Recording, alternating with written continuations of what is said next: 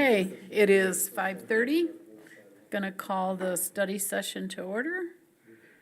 First item on the agenda is for public comment. If anyone here has anything they'd like to say for items not on the agenda.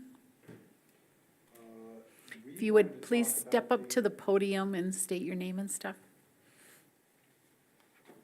Hi, John Burnett, here with my business partner, Michael Van Bruggen. We're the property owners at 100 Water Street. We came down here tonight because of the recent activity with Joe and Deb Leverance for the property at the old power station, or powerhouse. So it came to our attention that up for a vote tonight, yes? Yes. Yes. 11F. Is the split or assignment to them, a exclusivity agreement to take a look at the powerhouse as something that they can retrofit, put into a condition where it can be used as a hotel, motel, something of that nature. So the thing that concerned us about this is that we own the property adjoining that parcel, and there is a city lift station on the property adjoining ours. I've got some exhibits that I'd like to give you all. Is that fine? It's fine. Yeah. Those are mine. Page 2 for a picture and that for reference. I'll skip you. I'll go here. Sorry. Printer was running low on ink. Oh, Very oh, so you can share. Anyway, if you take a look at the 4-page, that's something that was given to you guys back in May of last year or August of this year. We're not sure. But there was first, for foreknowledge, in 1980, the property that we currently occupy, 100 Water Street, was sold to Doc Brown for the veterinary hospital when he owned it. And at the time, there was a 30-foot easement that was included. The property prior to that had been owned by others, had been turned back over, and it was split at the time so that he owned not all the way to the water line, and there would be a new pump station put in there for wastewater. But he was allotted a 30-foot easement, which takes him pretty much up to the waterway, which is the property that we purchased. So that's the mill pond. Then what came to our attention as of the last meeting, but we started looking in and found, is back in May of 2021, there was a survey to split the power station from the area that's behind the old yarn mill, Joe and Deb Leverance's property. And then in August of the same year, last year, there were 3 changes to the county register. Quit claim deed for $10, giving to Joe and Deb Leverance the portion behind their property, which we don't object to. It's nice, all the way to the river behind the old yarn mill. And then a maintenance easement that's 10 feet wide along the side of the powerhouse and then runs along the river out to the Perigo property there. At the same time, there was a boardwalk easement that filled the exact same conditions. So 10 feet on the side and then along the river. The Leverances paid $10 to the city for the property. They were given $10 for the maintenance easement. They were given $10 for the boardwalk easement. So they made $10 off of getting, 0.2 acres? 0.2 acres. Right, which is nice, but we don't object. Then this year, in January, there was a vote to split the power station from the land behind the old mill yarn. We don't understand how the sale went forward ahead of time. We're assuming we're missing something. We haven't involved our legal representation on it, so we're just speaking off the cuff here. And then the power station itself was combined with the property that goes around the west side of that, which happens to be the parking lot of our building. The lift station is there, and that's where the 30-foot easement from 1980 that I'm talking about is subject. Back in June of this year, the county registrar recorded a combination of the Old Mill Yarn parcel and the parcel to the north of it, which goes all the river, or all the way to the river, which was previously split, as I said, from the power station. And then last meeting, the 28th of November, Just before the meeting, the agenda was modified to allow proposal for exclusivity to investigate purchase and newly combined parcel for the power station and the section that goes into our parking lot. And then this meeting, it's up for approval of the exclusivity agreement. We've been by to talk to Joe and Deb about this. We're curious about it. We don't want to lose the use of our parking lot. We feel that we have a clear case with that easement to go, pardon me, all the way to the water line for that. And we don't see why this is an issue. So what I handed out just now, on the second page of the 4-page handout is something that was given to you that showed the combined acreage, and it's got some shading that shows, if you guys are looking at it, I know I didn't give it to all of you. It shows a Quonset hut on the property in the upper right-hand corner of the non-shaded area on the left. And that Quonset hut is on our property and was used for dog groomers who were also doing boarding at the time. And then in the left-hand side, you'll see our building there. The shaded area directly south of that, you'll find that there is a driveway approximately 25, 30 feet into that area. The other sheet that I gave you, if you take a look at that and you flip it this way, I know it was difficult.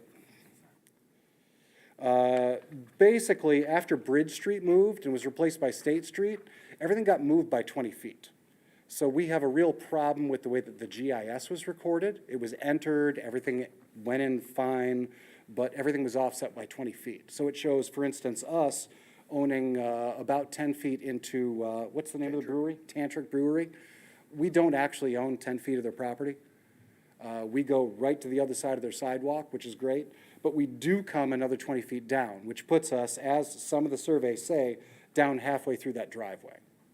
And then our 30-foot easement puts us right over the top of the lift station and all the way out to the water. So if you look at the dashed green line, that's our easement. So currently, we see that we have full use of that parking lot.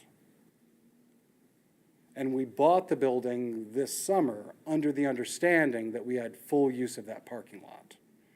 We're open to easements that allow access to the power station. However, we've seen that the other side of the mill pond also has construction easements going out to the powerhouse. So we don't see any need to modify what's going on the west side of that property. And certainly not for the $10 that's being offered for the two properties together. If it's going to go out for sale, we would be interested. I have $10.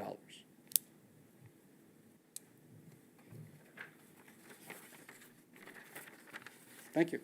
Okay, thank you. Do I need to sign this?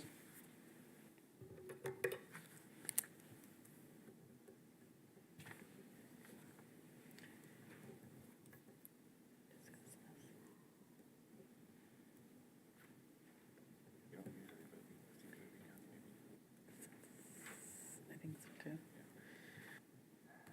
Because it's on our agenda for today. Right. Okay, thank you, gentlemen, for the information. Thank you.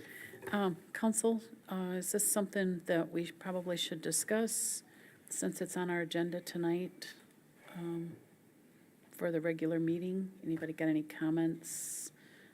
Joel, do you want to touch bases? Just real quick, I'd ask if there's any other public comment, even though there probably isn't. Okay. Then I'd move on to number 2, which is roundtable discussion. Okay, all right. Okay, thank you. Is there any more public comment? Okay, seeing none, we'll move on to the next item, which is roundtable discussion amongst council members. And then we can discuss anything that anybody has to discuss.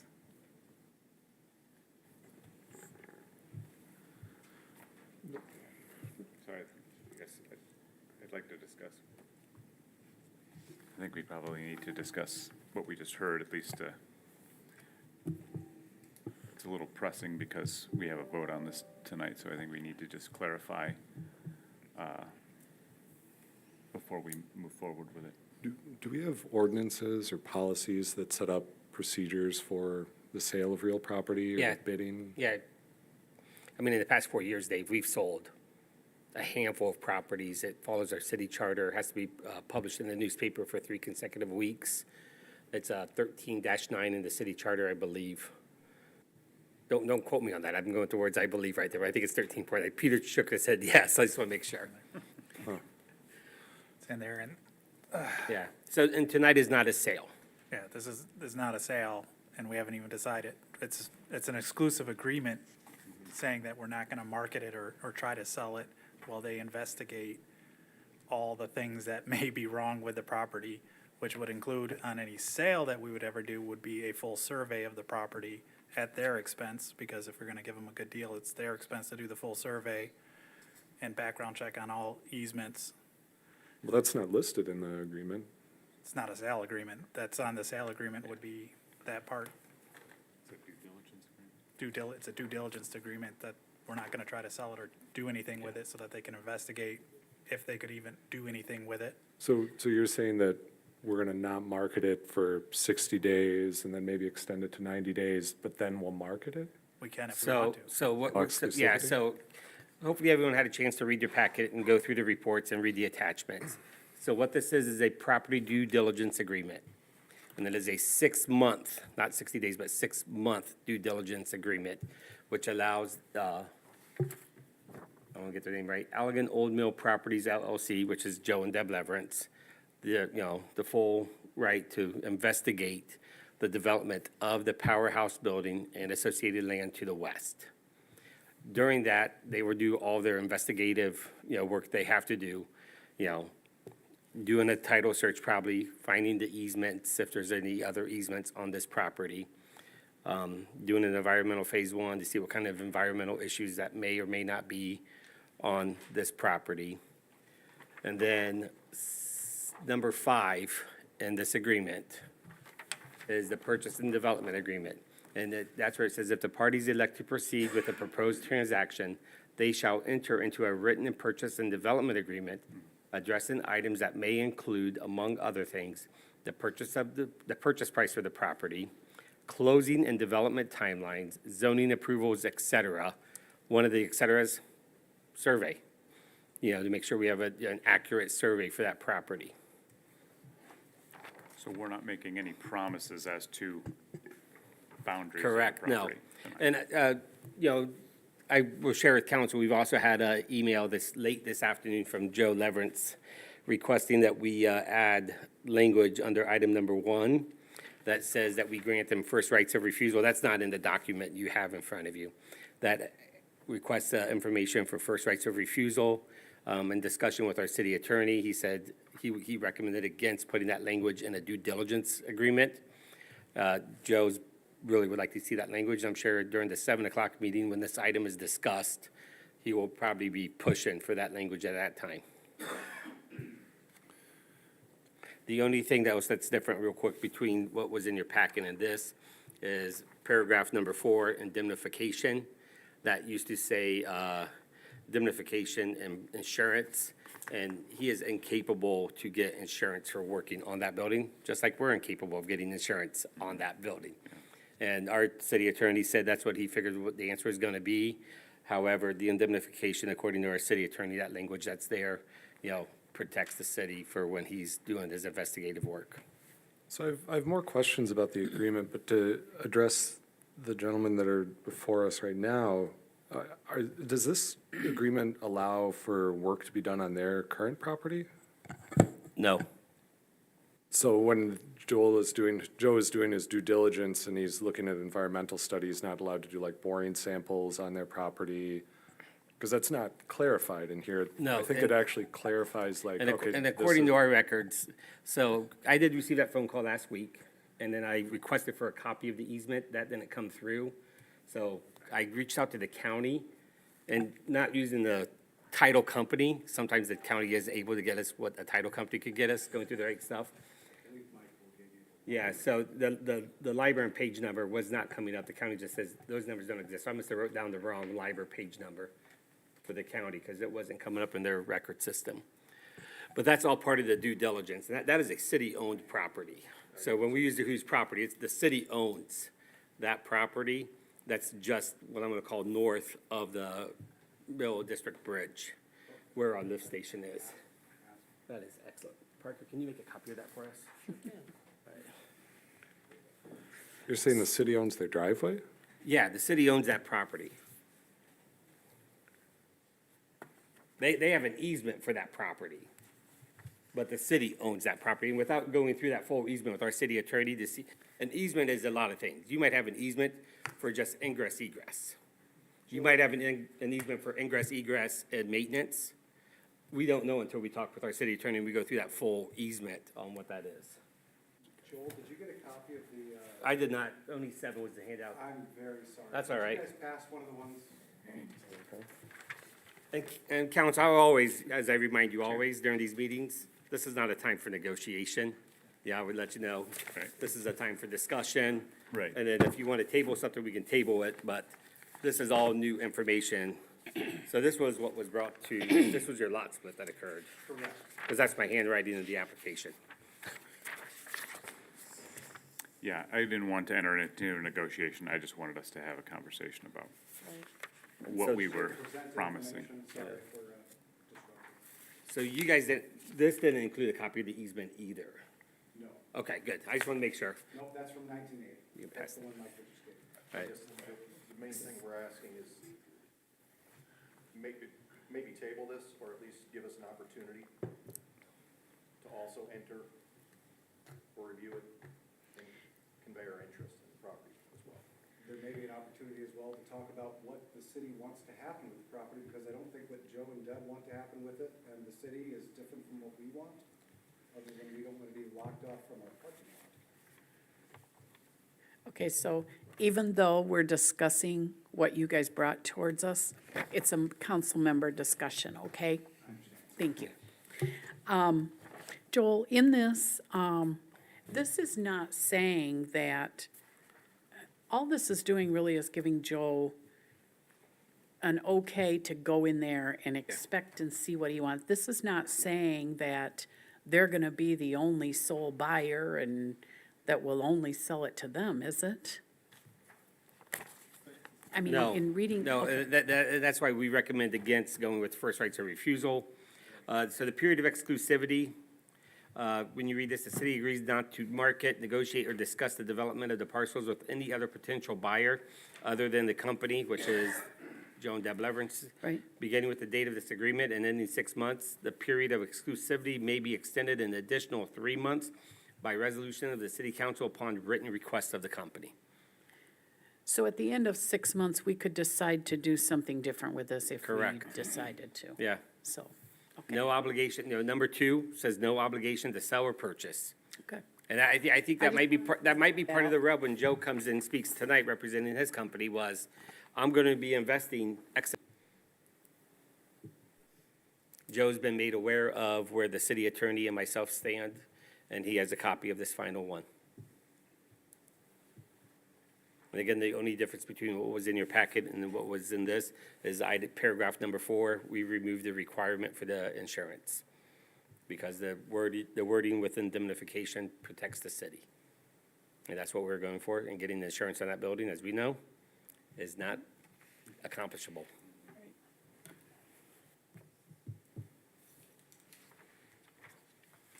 Any other comments on this item?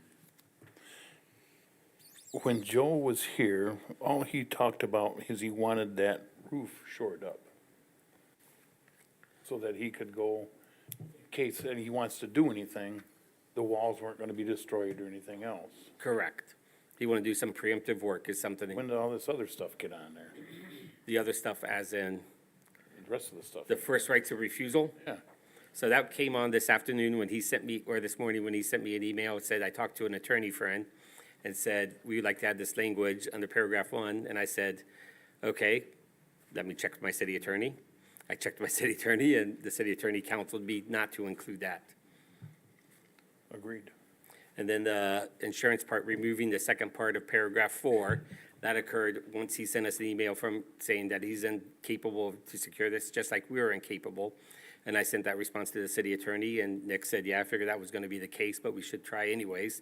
And he said, Joel, the indemnification protects us.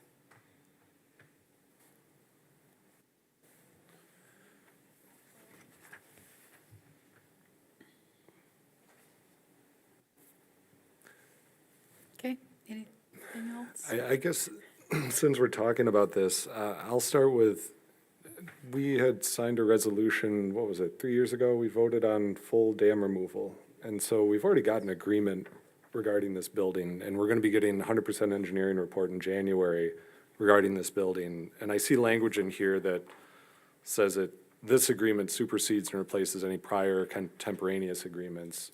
So I need clarity on how this impacts the plans that we've had for years now. We have in our possession an engineering report that says this building's not safe, nobody should go into it. And now we've got an agreement that we're looking at for someone who's uninsured to go in and secure the property, and I don't see any specifications or anything about inspections afterwards. To me, this agreement is inadequate. I couldn't support it with what I'd read. I find now that there's some legal questions about the property lines. I find now that the other party wants to negotiate things in the public meeting. It just seems like this is unprepared. The agreement seems inadequate to me. I would be in favor of tabling it when it comes up, and I think we should likely be talking to our attorney in a closed session as it's allowed by the Open Meetings Act before we proceed.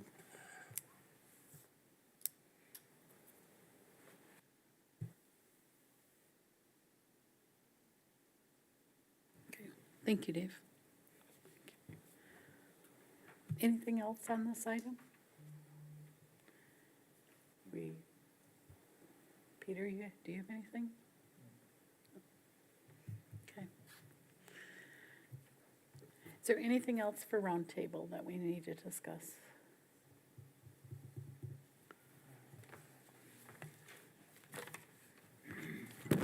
I was looking for an update on the Iron Bridge. There's that pedestrian crosswalk that needed to get fixed, and I'm still waiting on a bench there.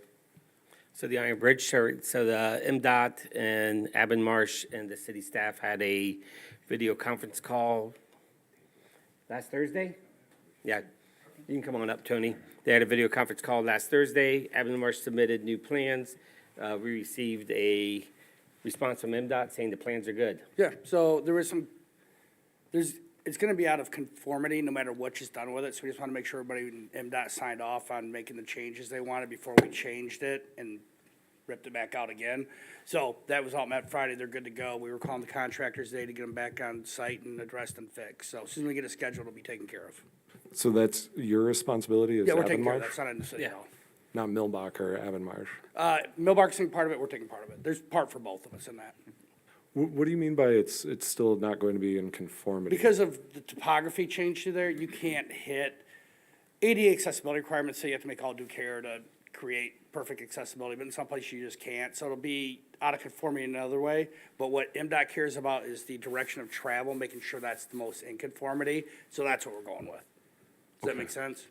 Yeah, so is the crosswalk going to move in further towards the I bridge? can pull up the plans, I don't have them on me, but I will pull them up. Maybe you can send me a diagram just so I can know. I'll pull them up, and get them to Joel, and he can distribute them to council. Yep, I'll email them. Thank you, Tony. Yep, you're working. In regards to the picnic, the park bench, the what? Correct, the croissant. Yes, I believe the sidewalk is in. The DPW did the clearing of the trees on that bank in late fall. And so there just wasn't time to install one until the clearing was done. So that'll probably be good. That bench will be installed probably in the springtime. They use the winter months to refinish park benches. So if you go to the DPW garage, there's several that are inside the garage, getting restained and painted, which is a good thing. Bless you. One item I noticed on that, next to that sidewalk, is I'm a little concerned about that fire hydrant location, considering we don't have our slowdown lane in there. And just seeing semis go sliding back down my road yesterday, I'm a little concerned that as you come into that corner, somebody's not gonna make it. And they're gonna nail that hydrant, and we're gonna have a mess on our hands. I saw it happen, actually, when we had snow the first time, a white van just cruised right through and hopped right over the curb. And there's a hydrant right there. Yeah. at that corner. And that was my concern when they got rid of the cut-in lane and shortened it up, considering that you're coming down a quite significant incline.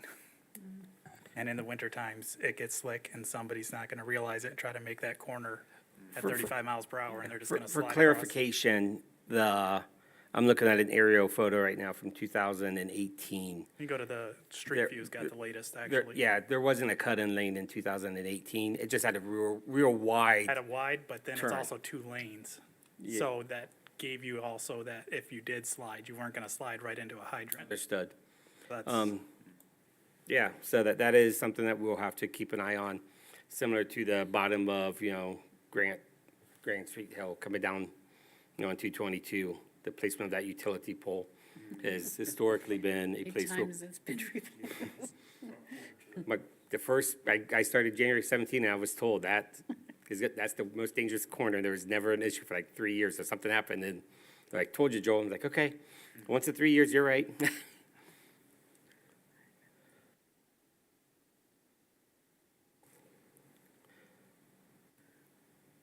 Okay, is there anything else for roundtable? Okay, if not, we'll move on down to the fair housing presentation. Joel? Sure, yeah, so I'm going to be going over some slides for you, council. You received a report from me in your packet, as well as some attachments. What we hope to do during these next, 15, 20 minutes is to just give council an overview of fair housing laws that affects the city. We are a recipient of federal grant dollars. We're also a political subdivision in the state of Michigan, so there's rules we have to abide by that sometimes are not at the forefront of our thoughts and the business we do as a city. So the two things I'm gonna go over is the Fair Housing Act, which is a federal law, and it focuses on real estate transactions, and I'm gonna talk about the Elliott Larson Civil Rights Act for a little bit, which is a state law, and it focuses on multiple areas, including real estate transactions. The Fair Housing Act, affirmatively furthering fair housing, or otherwise known as AFFH, is a requirement that HUD has to do. They administer programs from the federal government, and as they administer those programs in housing and urban development, they have to do it in such a manner that they affirmatively further fair housing or further policies outlined in the FHA. There is a difference between just saying something and then affirmatively doing it. That's doing it with, a power or presence of intent. You're not just sitting by and letting it go by. That trickles down to recipients of federal funds. So as the city of Allegan, as you know, has received community development block grant funds from the state of Michigan, the source or the origin of those funds have been from the federal government through HUD. So since we've received those funds, we have to, affirmatively further fair housing practices in the city limits. You have seen a policy that the city adopted back in 2019. That was in your packet as well. That policy, is, still good.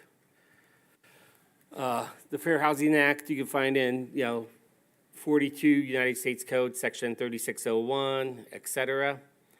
This code prohibits discrimination in housing-related transactions, including the sale, rental, or financing of dwellings. Discrimination includes refusing to rent to someone, steering someone away to a particular type of housing or neighborhood, enacting zoning measures to exclude particular groups because of a membership in a protected class. Very quickly, some councils say, well, we don't deal in real estate transactions, so why does this apply to us? Since we receive federal money for housing development, we are part of a real estate transaction. We are taking money in from the federal government, and we are distributing it out to developers to create housing. So this is a real estate transaction. Protected classes under the Fair Housing Act are race, color, religion, sex, familial status. This includes families with minor children and pregnant women, national origin or disability. It may also protect LGBTQ, limited English proficiency, and survivors of domestic violence based on a historic relationship or association with a protected class. And so what that kind of means is just because on the face, it may not look like it's one of the protected classes, there usually are pathways to connect it back to a protected class. Where does the Fair Housing Act apply? It applies to dwellings. It covers most housing. This includes federally subsidized and private housing with few specific exceptions. The dwellings are any building, structure, or portion thereof that is occupied as or designated or intended for occupancy as a residence by one or more families. So the Planning Commission is working on a master plan. The Planning Commission is talking about developing zoning language to allow for accessory dwelling units, mother-in-law apartments. Those, even though they will be secondary to the primary use on that property, are still, considered dwellings. The renting, the leasing of those units would have to adhere to, the FHA, and that's the Fair Housing Act. The examples of dwellings are houses, apartments, university student housing, farm workers housing, AIDS hospice homes, nursing homes, homeless shelters. Dwellings do not include motels, jails, bed or breakfasts. One slip up that a lot of people have when they are renting or advertising a house or rent, they use phrases like, perfect for student housing. That's housing discrimination because you're trying to steer a specific group in and steer a specific group out. Perfect for, a young family. Again, the language, you describe the structure, you don't describe the person. So it's a 2-bedroom house or a 1-bedroom house or stuff like that. How is the Fair Housing Act enforced? It's enforced through the courts. Individuals, or under certain circumstances, the federal government can just file a case against someone in court. That has happened before in West Michigan multiple times. It's also enforced administratively. Individuals or HUD itself can file a HUD complaint directly with HUD. Fair housing centers, like the Fair Housing Center of West Michigan, the Southwest Michigan Fair Housing Center, they usually assist people in doing those filings. Under the FHA, you do not have to, get a right to sue letter from HUD. You can just go to court and say, my fair housing rights have been violated, and, go down that pathway. One thing I want to point out is we will work with the Fair Housing Center of West Michigan regarding any potential Fair Housing Act violations. Previous relationship with them in my previous role, very strong organization, very friendly. And so that's probably who we would go to once someone reaches out to us. Moving on to the Michigan law, the Elliott Larson Civil Rights Act prohibits discriminatory practices, policies, and customs and the exercise of those rights based upon religion, race, color, national origin, age, sex, height, weight. Those are new ones. Those weren't listed in the federal one. Familial status or marital status. And this one covers, as I mentioned earlier, several, topics: employment, housing and other real estate, full and equal utilization of public accommodations, public service, and education facilities. When we talk about discrimination, there's really two types that occur. There's disparate treatment. That is intentional discrimination. It's the most common type of discrimination. I'm a landlord, and I'm not going to rent to a family because they're African American, simply because they're African American. That's straight up on the face. I made a decision, and it's a violation. Then we have disparate impact. That is discrimination that's, people use the word unintentional. I would offer that is discrimination that's not out in front discrimination. Procedures are the same for everyone, but in a protected class, but people in a protected class are negatively affected. An example would be only allowing people who are able to prove they work a full-time job to apply for an apartment. So you have to prove to me you have a full-time job, 40 hours a week. You're bringing in a paycheck that's regular. There's nothing wrong with that. Except if you have a disability and you're on SSI disability, then you don't qualify. that apartment. That's a disparate impact and discrimination and a violation of the Fair Housing Act. Happens more often than people realize. In America, I think it's common knowledge in our judicial system, our prison system, it's a greater proportion of minorities that are in that system than non-minorities. A lot of apartment applications for rent, they have a box, have you been convicted of a felony? Yes or no? An automatic yes puts you in the trash can. And there are some landlords that use that one question as a way to rent to whom they want to rent.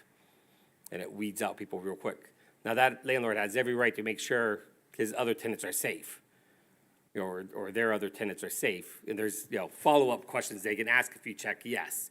But if it's an automatic rejection on the yes, then the applicant has a case to talk about disparate impact.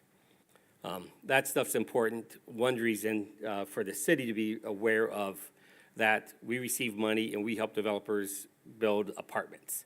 So we have to have those conversations with the developers. What's your application look like? And unfortunately, in the city of Allegan, where we are a smaller city and our developers are not evolved to the point, they're not managing 100-unit apartment complexes. They're like, I'm just gonna put the ad on Craigslist, or my son's friend's girlfriend needs an apartment and I'm pretty sure she'll qualify. So they have to go through that actual application process to make sure we're not, steering or redirecting stuff. So this is why it's important for council to receive this kind of an update so you fully understand. And it's a requirement from, the MEDC down from HUD that we, lack of a better phrase, educate, reinform, the local legislative bodies on, what our roles are and what our responsibilities are. So that's what we wanted to talk about in regards to fair housing. Questions, comments? Without trying to put my foot in my mouth too much and giving examples. I just have a quick question, Joel. Yeah. So as the fiduciary for some of that grant funding, if a developer that we have funneled that money through the city for is accused of any housing discrimination, is the city held liable at all for that?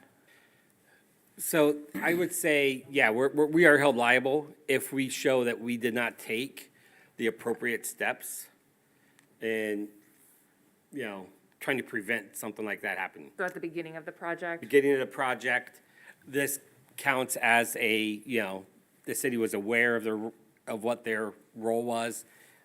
In our, what do we call that thing out there? The message board?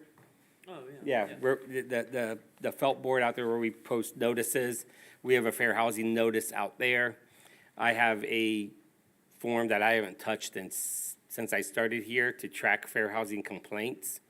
So if someone comes in and says, hey, I feel like I've been, I write their name, number, stuff like that. And we contact, as I said earlier, Fair Housing Center West Michigan immediately and get them an advocacy, person to represent them through that process. Okay, thank you. Our development agreements with this next go-around, we're going to be much more clear in the development agreement that they have to, abide by the Fair Housing Act and the Elliott Larson Civil Rights Act. But once that grant is closed out officially, then there's no due diligence that the city needs to go back in and No. check or anything like that? On the list you had up there for the Elliott Larson Act, I noticed that people with disabilities was not listed. Was it were you just throwing up a sample, or is it just not covered under the Elliott Larson Act? So I am going to say I was typing from what I was reading on the Michigan state law, and I may have missed that word. Okay. I don't know just for a didn't know if fact. maybe because it's covered under federal law, they didn't feel they need to include it. No, because race is covered, religion's covered. So I may have just not typed that word in. Okay. Anything else on this?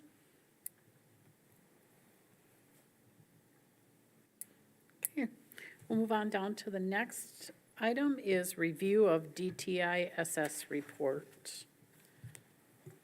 All right. So at the last meeting, it was requested that the city develop a report template for our downtown infrastructure and streetscape project with construction starting up in April.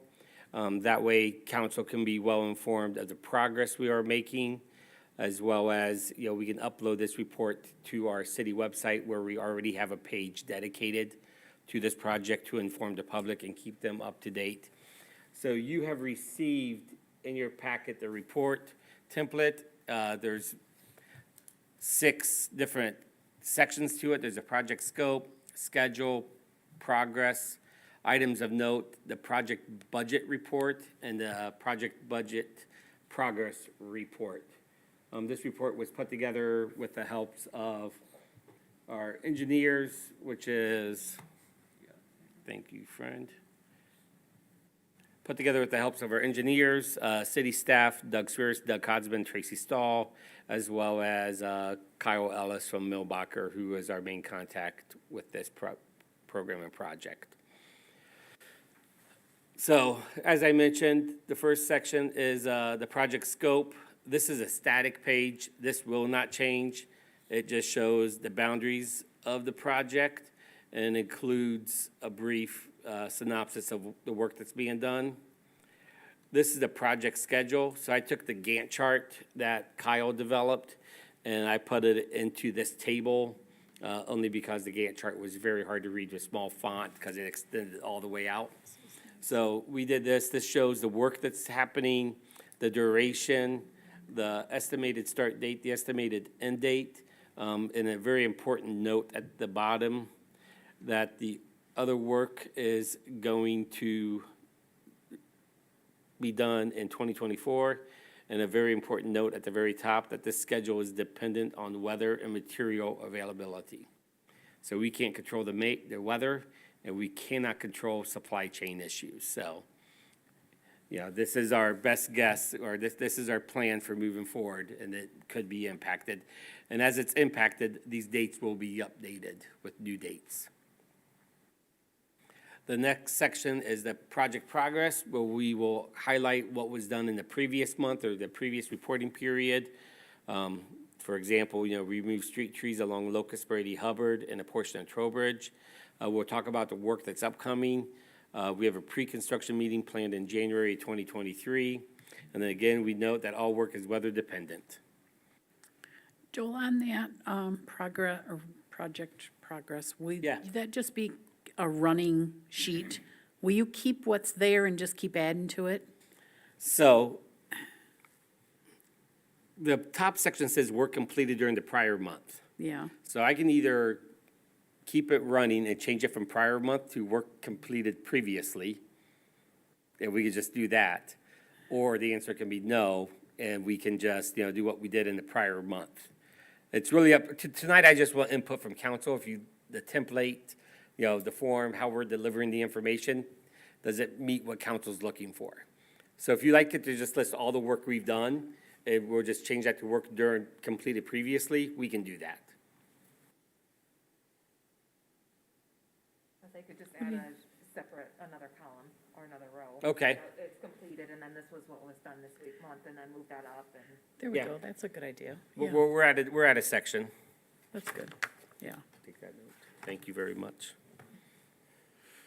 And then work that's planned for the upcoming month. Good. And then items of note are unplanned issues on the project the team is working to address or actively track.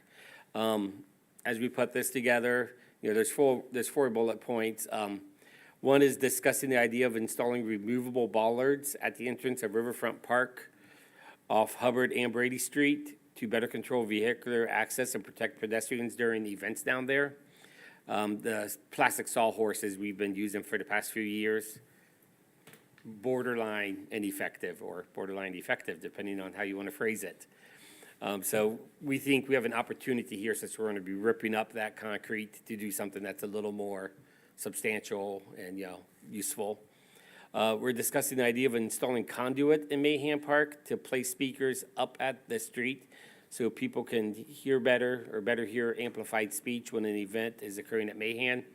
For those of you that were able to make it to the tree lighting part of Festive Fridays, and if you were up on Brady Street where I was, yeah, I knew Parker was down there somewhere, but really didn't know what was going on. So we identified that as an issue right away, that we might, we're gonna have an opportunity to do that because we're gonna be ripping up part of Mayhem Park for a new sewer main. Why not put a conduit like we have on the riverfront that we can just run a speaker wire up? We're working with Consumers Energy on the acquisition and installation of ornamental street lighting as approved by council. And we're discussing the acquisition and installation of tables, chairs, benches, and bicycle racks. Those amenities were pulled out of the bid, so we're regrouping and figuring how best to move forward with that. So that would be under items of note. And then you have the the project budget report that Tracy put together for this. We looked at a couple iterations at this one. Everyone involved felt this was the best format, where we list the vendors, then the job description, what kind of work they're doing, the agreement amount, what was contracted. This is for Tracy. She's really big on knowing what fund is paying for what work. That's a very important finance thing. And then if there's any amendments, how much has been paid, or how much is going to be paid, and the remaining balance. So far, we've spent $419,000, mostly all in design and getting the bond counsel and the bonds approved. And then the progress report, the budget progress, the invoices that we received in the current month, and then any change orders. Keeping in mind that I believe it's 10% is the most we can go on a contract. Without council approval. Without coming back to council, yes, thank you. I had a couple questions. Go ahead. No, go ahead. On the expenditures table, I appreciate the format. For the Millbacher line, why does that not match the purchase requisition we passed?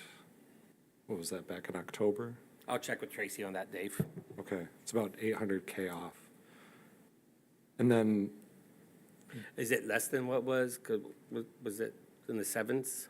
yeah, it was like Okay. 7.7. Was that after, I'll check with Tracy, but was that after we pulled out the lights and the tables? Correct, the purchase requisition was it did not include the amenities. Okay. It looks like the 800K might have been out of local streets. Okay. I'll check with Tracy on that, thank you. And then, do we not have a charge for the tree removal? We haven't received an invoice yet. Will that come out of that Millbacher? Yeah, that will come Okay. out of Millbacher. So the Millbacher thing is gonna include all the construction work, so the removals, the tree removal, the millings, the pipes going in the ground, the Yeah. streets, the curb, the flat work. Just wanted to Yeah. be clear on that. When I put the first one together, I had 3 pages that listed like their whole bed, that showed everything, and Doug Swirs and Doug Codsman looked at me the way Teresa's looking at me like right now, like, Joel, Too much. way too much data and information. So we brought it down like this. I was the losing vote on that one. This is very helpful. And then I know there was a retainer for Millbacher that was mentioned at a previous meeting. Did that get paid already? There was not a retainer. Are you talking about the contingency we put in our budget? No. That was something that Tony had mentioned. Maybe I misunderstood. I asked if we were going to pay as we went, and I thought there was a comment about, well, there's a retainer, but No, that is, I mean, Yeah, please come to the microphone. We're live on YouTube. you've lectured me enough times over the years about. I know. Yes, that is actually, there's a retainage on each payment that is made. So if they get paid for work done, and for some reason it doesn't work out well, or whatever part of the contract, we still have a portion of everything they've applied for payment-wise at the end to make sure there's any problems need to be taken care of if they don't take care of them. So it's retainage, so it's money we're holding back, not money we're giving them. I see. No Okay, problem. thank you Easy for clarifying. confusion, yep. So if you submit an invoice to us for 100,000, you're gonna get 90,000. Sure. We're keeping 10 on all of that stuff, or whatever the percentage is. So at the end of the day, if we are butting heads, the city has something to stand on. Yeah, Yeah. that makes sense. That's smart. And then one other question just on the progress, the kind of Gantt chart breakdown, which I like that format. The agreements that we would need for buildings that extend under the sidewalk. I know we talked about that with the engineer when he was here, and he said they'd seen a few basements. Do we have all those agreements lined up? Is there an allotment for work to be done?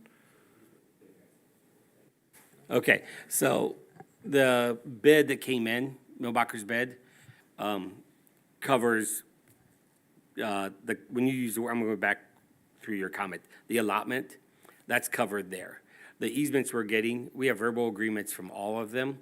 When we did the Cutler Street parking lot, we got construction, ingress, egress, construction and maintenance easements for all those properties where they spilled over into our parking lot we were doing. It's the exact same easement form that we're gonna have for the properties on Locust on the south side.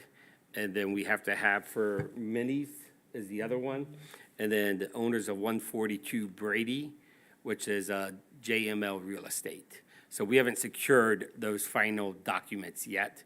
Those are all intended to be secured during the month of January.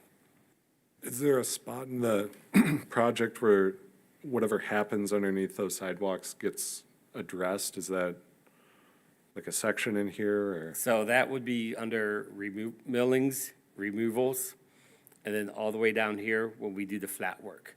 So when we go in and we rip up the sidewalk, the curbs, the roads and all that stuff, that's all under that one section. So it's not as finely detailed of, you know, those small things. Yeah, okay, thank you. Yeah.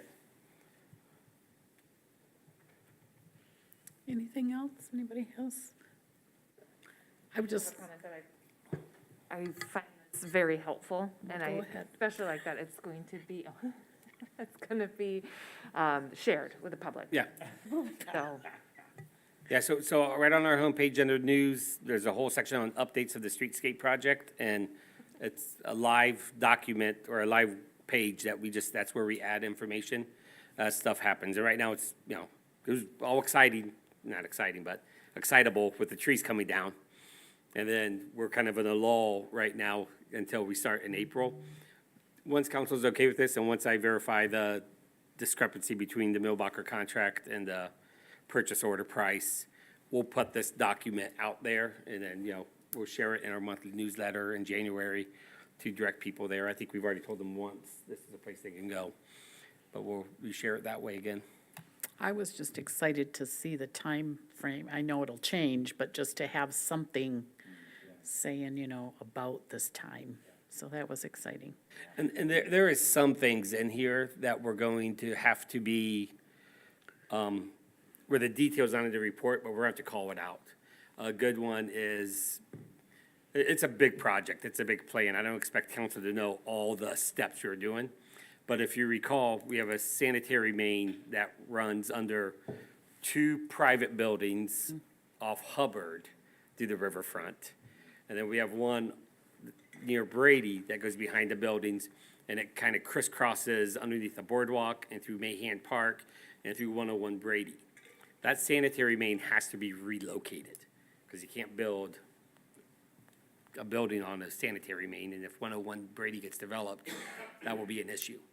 So we're gonna relocate as part of this project up through Mahan Park, parallel with the drive coming down. And I'm sure the minute someone sees a backhoe in Mahan Park digging, 20 feet deep, City Hall's phones is gonna explode with wonderful people saying, what's going on?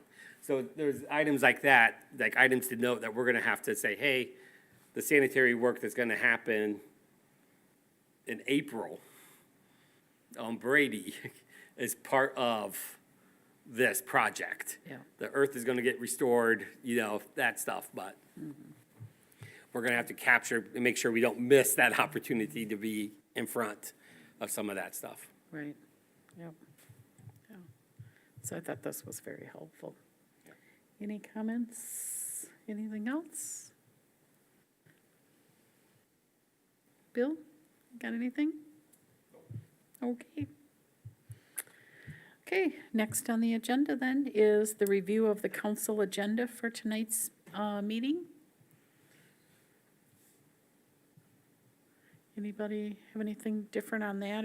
There's no amendments or anything, right, Joel? No amendments to the agenda. It appears to be a light agenda. Right, yeah. But if you have questions about the reports, we have plenty of time in our study session to discuss. So I just- there was something. So page 15, we had attached and the study session, 2023 public meeting schedule. That is not on our agenda.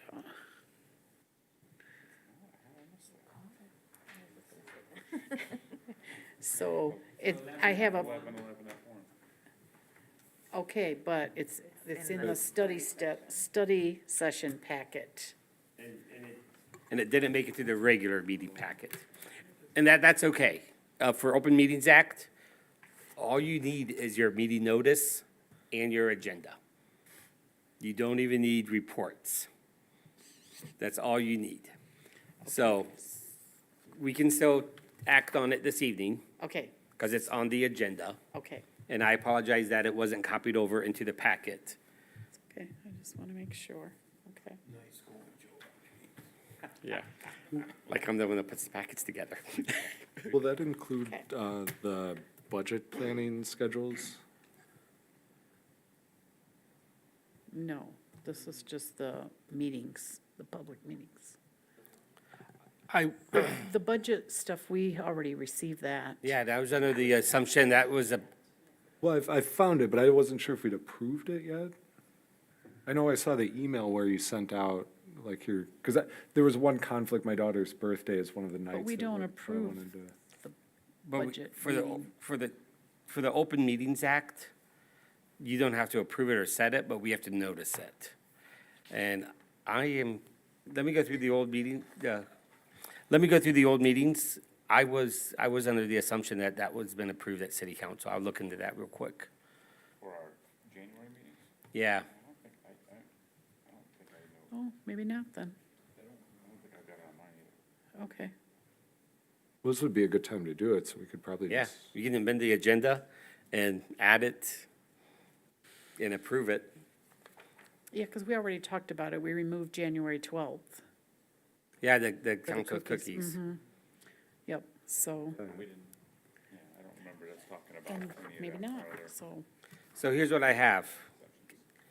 Man, do we want to try to play? So I got January 13th, dinner with council and department heads. And I'm going to print these off and hand them out to you in between the meetings.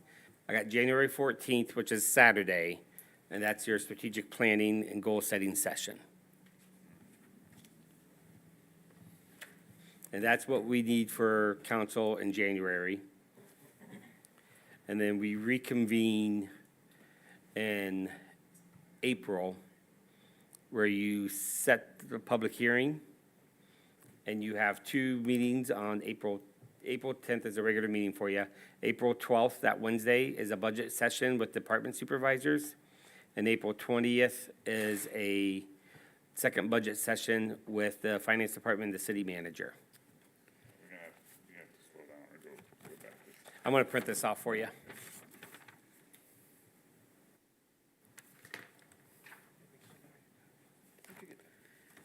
it was in an email, and that's, I guess I thought that's why it was already in stone.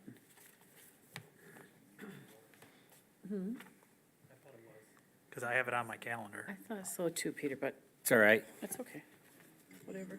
Maybe I only talked to like a couple of you guys and I kept information from others. I'm joking on that. That's gonna be very clear, I'm joking on that. I remembered in one of our meetings that we discussed it in the schedule, because otherwise I wouldn't have it in here. And then we discussed again removing the cookies, which was on the 12th, which is still on my calendar. I haven't removed it yet. And we just did that last meeting, I think, Yep. didn't we? But those will be noticed in accordance with the Open Meetings Act. Okay, so we can,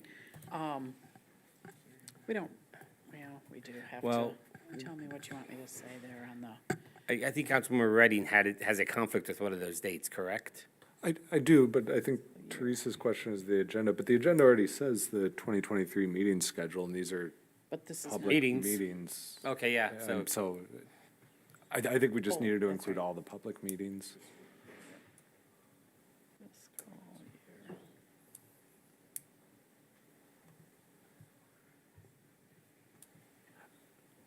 I mean, if we're talking about it now, yeah, April 20, it's my daughter's birthday. I was hoping if we can find another night, otherwise I might just have to miss that one.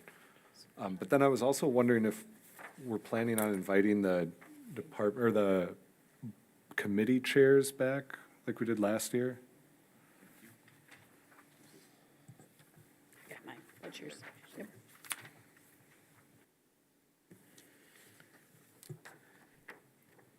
I liked that they came for a report, but Yeah, I found it helpful. I thought it went well. It doesn't matter to me. I mean, whatever, if everybody else thinks it was helpful, or, what meeting would we invite them to then? Last year was a Saturday morning, I know that. So it was the second part on January 14th? Yeah, so they came last year during your strategic planning goal setting session in the morning. We had a handful. And I think they took the full We'd be kind 4 of hours. pushing it now to invite them in, on January 14th, wouldn't we? Because I It's know still a like month public away. spaces, that's, Still a month notice. yeah, but like public spaces don't meet until like January 12th. And to let Judy, unless,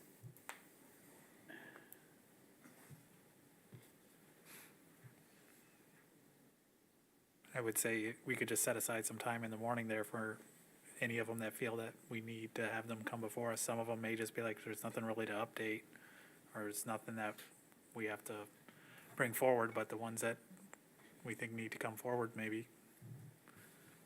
I agree, Peter, like maybe provide them an opportunity if Yeah. they have anything that they'd like to say, but let them know that they need to speak with like city staff, so we know what to expect or who to expect coming. so Parker, could we ask you just to throw an email out there to the chairs Absolutely, and invite them for that meeting then? absolutely. Okay, thank you. Can do. Which one, my mind was Be January 14th, Bill, on that Saturday morning. okay.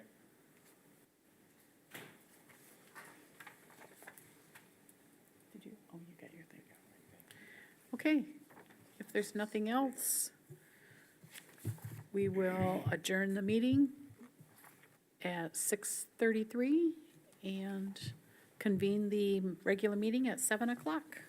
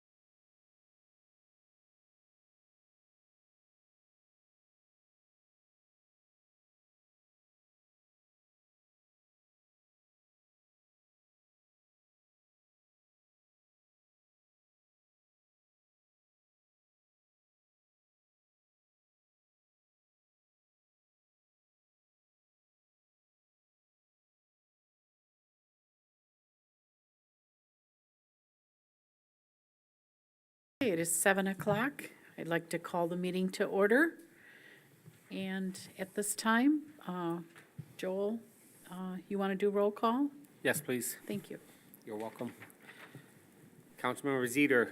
Seated. Councilmember Hands. Present. Councilmember Andrus. Here. Councilmember Redding. Here. Councilmember Morgan. Present? Mayor Pro Tem Byrd. Here. Mayor Galloway. Here, You have a quorum. thank you. At this time, if we could all stand and say the Pledge of Allegiance, please.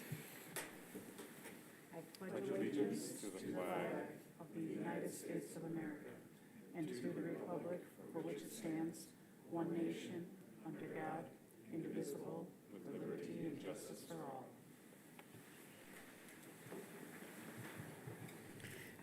Thank you. The next item on the agenda is the approval of tonight's agenda for the regular council meeting. Do we have any changes or anything anybody seen? Could I get a motion, please? So moved. Second? It has been moved and supported. All in favor, please signal by saying aye. Aye. All opposed, same sign. Motion passes. Next on the agenda is the approval of minutes. 5A, approval of the study session minutes from November 28th, 2022 council meeting. Anybody see any changes on that? Move to accept the minutes as is. I'll support. It has been moved and supported. All in favor, please signal by saying aye. Aye. Same sign, all opposed. Motion passes. 5B, approval of the regular meeting minutes from November 28th, 2022 council meeting. Any changes? Could I get a motion, please? I'll move to accept as presented. Support. It has been moved and supported. All in favor, please signal by saying aye. Aye. All opposed, same sign. Motion passes. At this time, I'd like to open up the floor for any public comment that we may have for items not on tonight's agenda.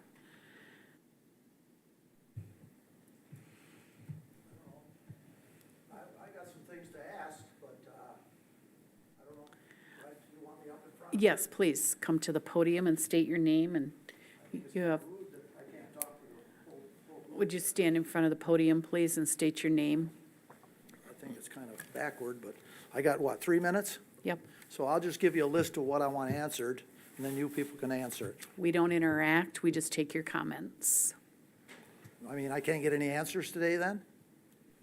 I got 3 minutes, so I got 6 things I want to ask about. Okay, go ahead and speak. Okay. On the river cleanup or whatever you're gonna do, I wanna know what it's gonna cost, when it's gonna start, if they're gonna save the dam or wreck the dam, where they're gonna haul the sledge or whatever they're gonna do on the cleanup. I've been a property owner in Allegan for over 50 years, and I think if they wreck the pond you got here, it's gonna ruin the whole town. I don't know how they spend millions and millions of dollars on wetlands, and you got the most beautiful wetland in Allegan County, one of them.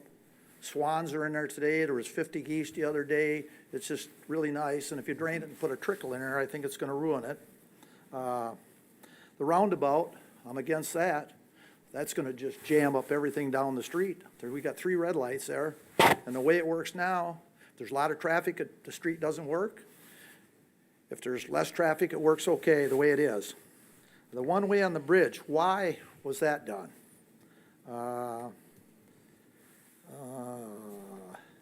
Okay, I went to I don't know what you call it, the gay pride deal on the riverfront. And you people voted to let them use the riverfront. I don't understand that. You can't. If I want to have a party down there, I don't think you can turn me down no matter what I am. So why did you guys, it was in the paper, how many voted yes, how many voted no? I thought that was kind of wrong. And then the city manager told a friend of mine that he was going to arrest me, and I'd like an answer on that.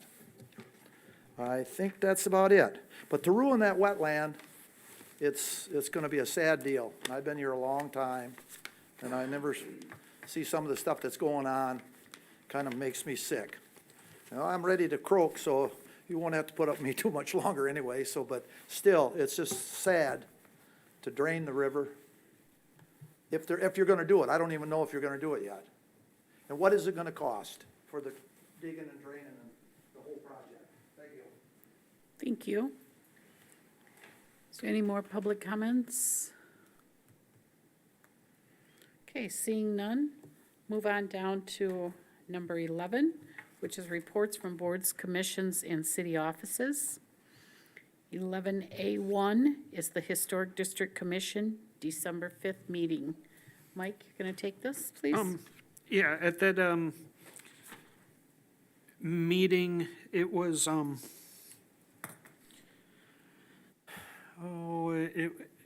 it was a little disappointing. The committee felt like they were waiting for some answers from council. And, I'm not sure where we really sit on things, at this point.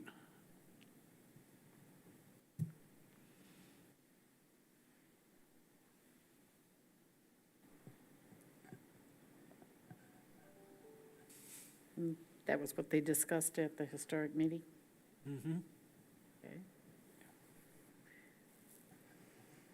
It's probably something we should bring up at our roundtable discussion then, probably.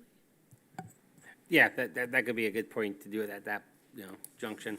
I would offer, there were two applications, one for a door here at, next to us, Eddie and Elvin's property, I forget the address. And then the garage fire over on Marshall, they got approval to restore their garage. And then the majority of the meeting, we had two applications, the majority was, I think, Mike, you phrased it well, it was kind of disappointing. They, the Historic District Commission would like to know what council is going to do with the report they submitted, and what is the direction the council would like to give the HDC. And I think the phrase they used, Mike can correct me if I'm wrong, but they're hoping to have a little bit of a dialogue with council. And I pointed out, Mike agreed that, Mike's the liaison between, that commission and council. But even when we said that, they would like to have maybe a couple council members come and talk to them about the report, and maybe a more of a significant, that's not the right word, but, strength in numbers from council talking to them might be an opportunity. But yeah, it was a, lack of a better word, disappointing or, dejected kind of, conversation with them, because they're like, well, we thought we'd have a response from council, what they wanted to do by now. It's been, 3 weeks. I'm like, well, yeah, it's been 3 weeks. They meet, every other week at the most, so. I think there's gonna have to be a discussion at council in response to that, and, whether it's at roundtable or if you'd like me to put it on the 27th for the study session, I can put it down, and, you will have time to, review that report some more and, have some conversation. I'm good with that. I think the study session for the next meeting, Joel, if we have time, I don't know how much you got on there, but that Nothing will right be now. December 27th, so. And to put on what SHPO's made comments about, or what of the different options that were presented, I thought SHPO had come back with some issues if we didn't have standards at all or something like that, so we need to address that if we go with one of these plans, how it affects and if it actually would meet the SHPO requirements.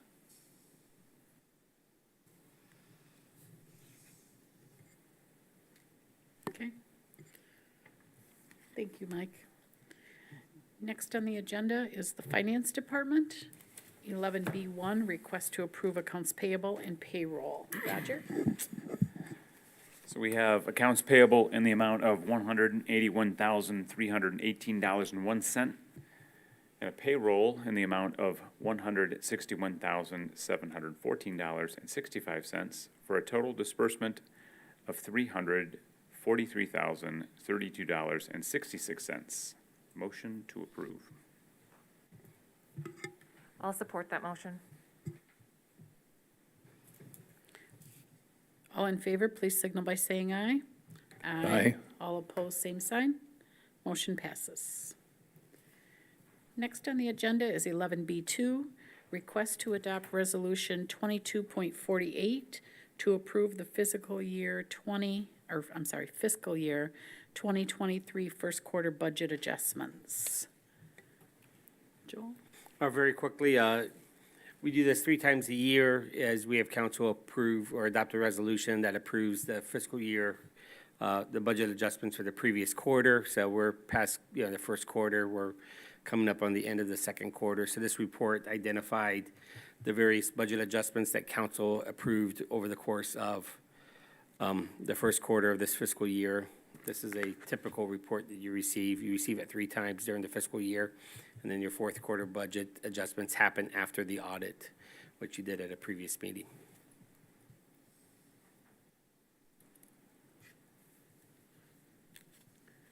Okay. Any questions? Can I get a motion, please?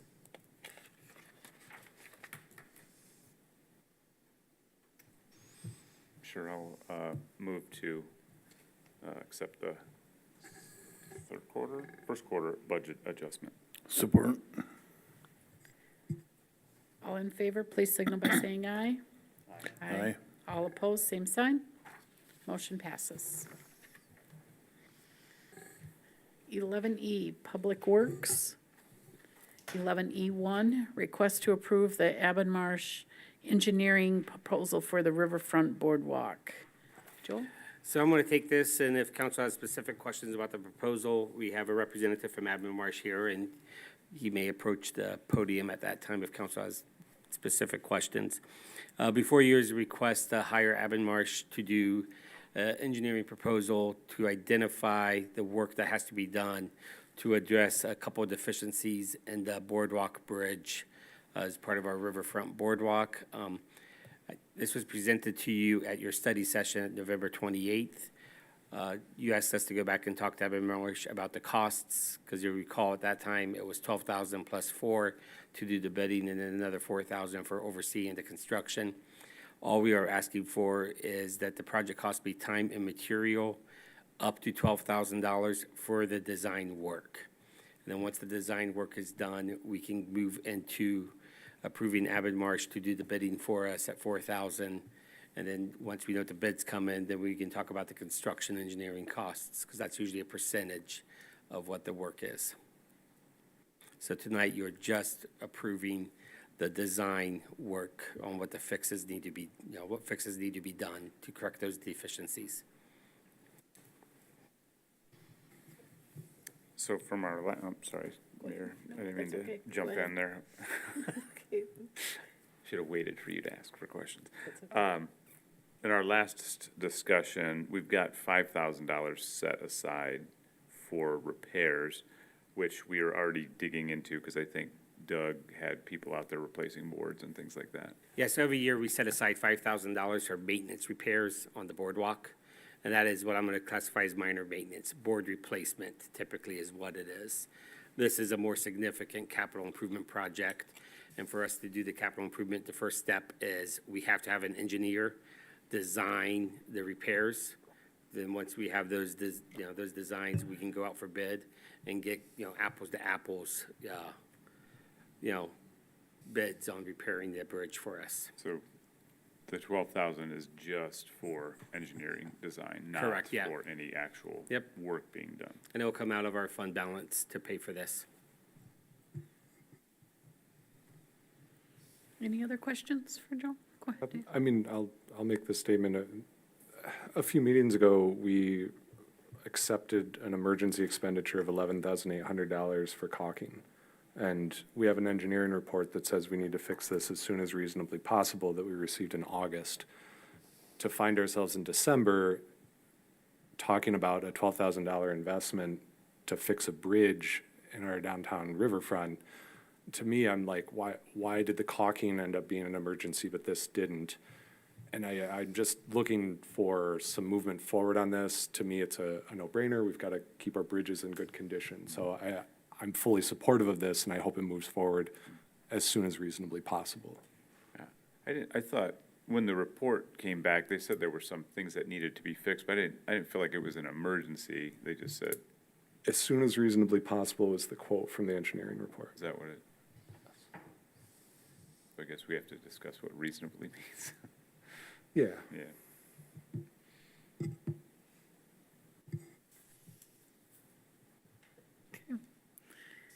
Is there any other comments, any other discussion? Okay, can I get a motion to adopt this or approve? So moved. We have a motion and support. All in favor, please signal by saying aye. Aye. Aye. All opposed, same sign. Motion passes. Thank you.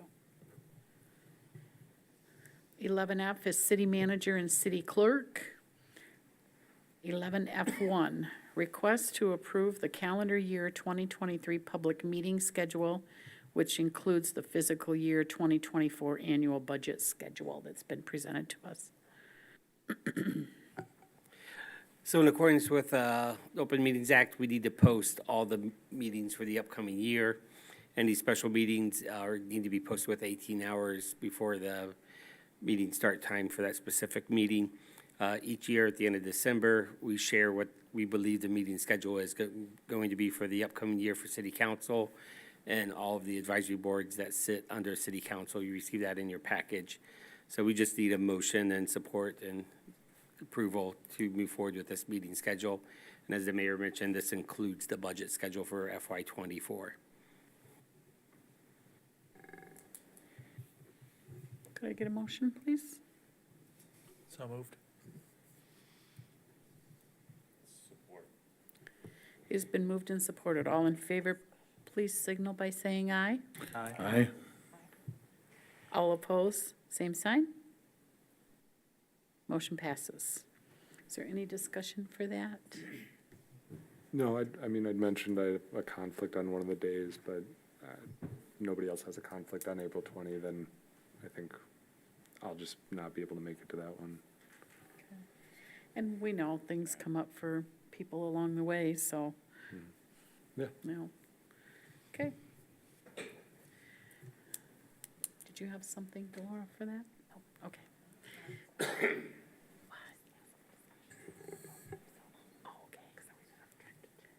Okay. Next on the agenda is 11F2, request to adopt resolution 22.50 to approve an amended plan to develop a hotel at 101 Brady Street. Joel, you gonna take this? I see we got a. Sure, yeah, couple- I'll get this kicked off. Okay. So as presented to council at your November 28th meeting, the owners of 101 Brady, which is known as 102 Brady Street, is under a purchase and development agreement with the city of Allegan to develop 101 Brady into a hotel. That design was approved a couple years ago. Over the past couple years, they've been working with a previous developer at that time. Since that time, that previous developer sold their interests to 102 Brady LLC. 102 Brady LLC spent the past year interviewing various hoteliers, doing another market study for a hotel at that lot. And they came back with a plan of a 4-story hotel instead of a 5-story hotel, and approximately 55 rooms instead of a over 100-room hotel. So they're comfortable and confident that they can move forward with this kind of development. However, our purchase and development agreement that we have with them requires that city council approve any amended hotel plan. And it is my opinion that going from 5 stories to 4 stories and going from 100-some rooms to 55-some rooms or 50-some rooms is an amended plan. And in conjunction, or talking with our city attorney, we thought it would be best that they come and receive that approval from city council before the end of this year, which is the requirement of our development agreement. Once approved by council for this new direction, they then will be able to work with the planning commission in getting site plan approval for a new design and a new site layout on this site, and they'll be able to work with the Historic District Commission and get approval for a new hotel design.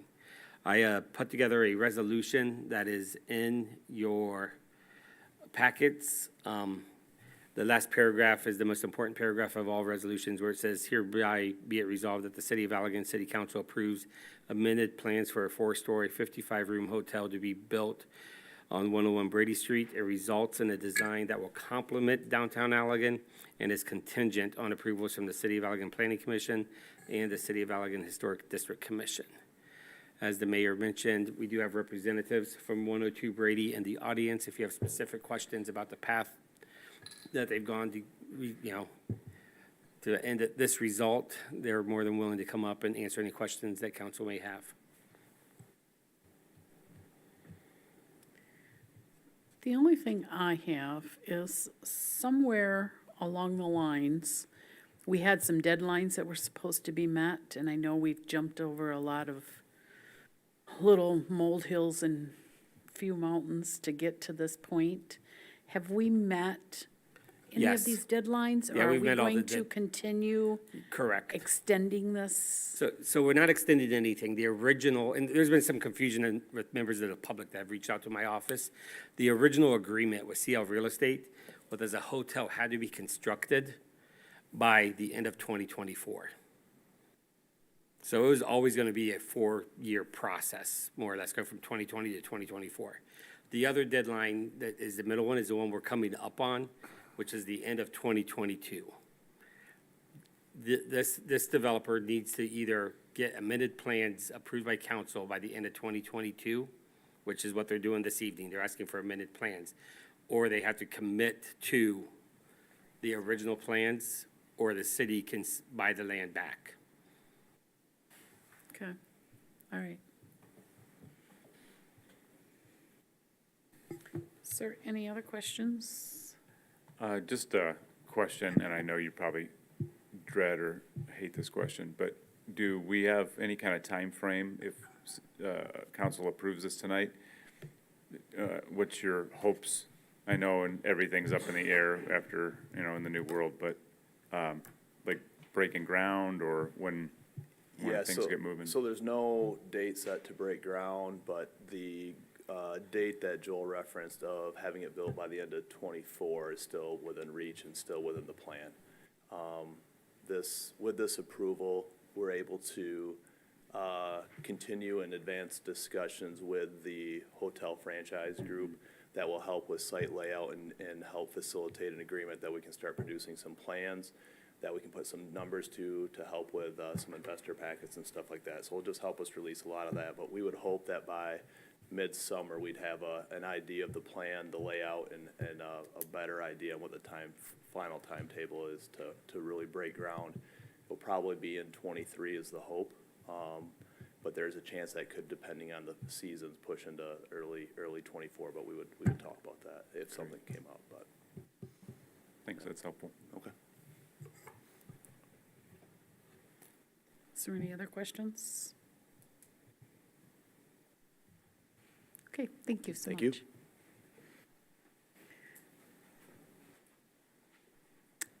Okay, can I get a motion, please?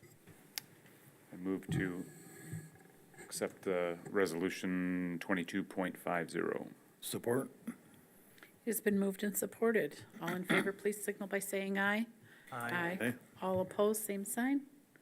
Motion passes. Is there any further discussion?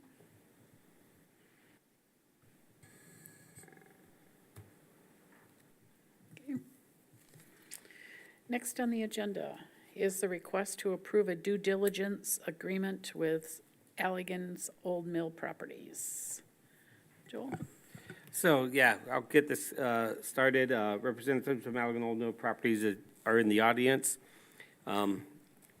Joe, for full disclosure, they did spend time during the study session discussing this. Okay. So just want to make sure you're up to speed where we are. Very quickly, at your meeting on November 28th, City Council reviewed a letter received by Mr. Leverance. I believe the date of that original letter was November 6th, earlier in November is when City Hall received it.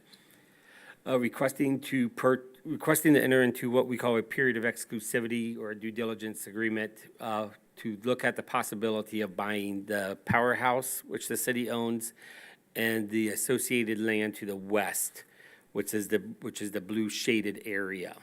As we all know, the Allegan County GIS parcel lines typically are not extremely accurate. They're just there for reference, so we have an idea of where property lines might lie. Only a survey can tell us exactly where property lines lie. City Council received that report. There wasn't much in the way of anyone on council being against us moving forward, so I worked with our city attorney and with Allegan Old Mill Properties Representative Joe to develop a due diligence agreement that was in your packet. Over the course of the weekend, as we continued to have conversations, and we learned what I'm gonna call new information that we have to verify right now.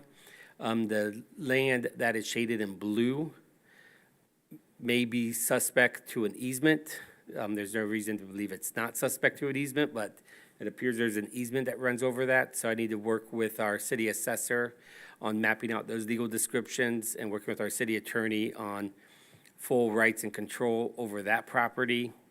There is also some concern in the agreement that was part of your packet. We mentioned that they have to carry insurance on the building and list the city as additional insured.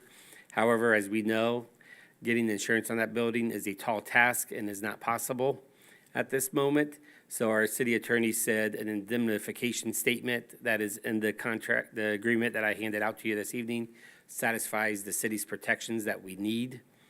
And then a request from Mr. Levens, as I shared with council this morning, is additional language about first rights of refusal.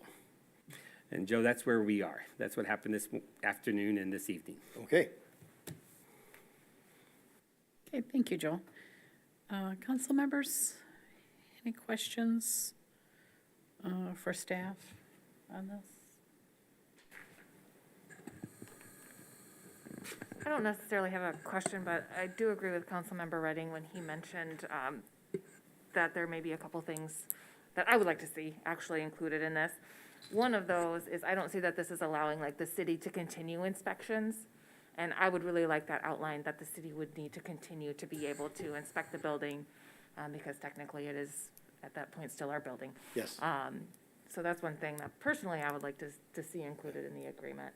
There is no objection here because, as I stated at the last meeting, this is still your building. So, you know, you have every right to go in there, do inspections. If you want to go in and do the repairs, you know, you're more than welcome to. I mean, I don't have keys to the building as it stands right now. I still have to have a representative of the city with me to go in there with any people to look at the building or get any evaluations. So, yeah, I have, if you want to include that in the agreement that, you know, you guys are still able to do inspections, you're more than welcome to put that in there. Is it your intention, Joe, then, that moving forward in that 6-month timeframe, that you would need to have a city representative with you during any? I don't feel inspections that's or process? absolutely necessary. If the city feels that they would feel more comfortable that, you know, any work being done, you know, was being looked at or approved or whatever, I mean, I have no problem with that. Or if you just want to give me the key and, you know, hold me, or I'll sign the waiver and, you know, be responsible for myself and any damage I do to the building, which I can't imagine. But, you know, I'm fine with that. Either way you want to work, I'm very malleable on that. That's all I had. I think Joe brings up an interesting point. Is there a reason staff hasn't done the repairs that are listed in here? Because we did not value them on the list of repairs to be a high enough priority.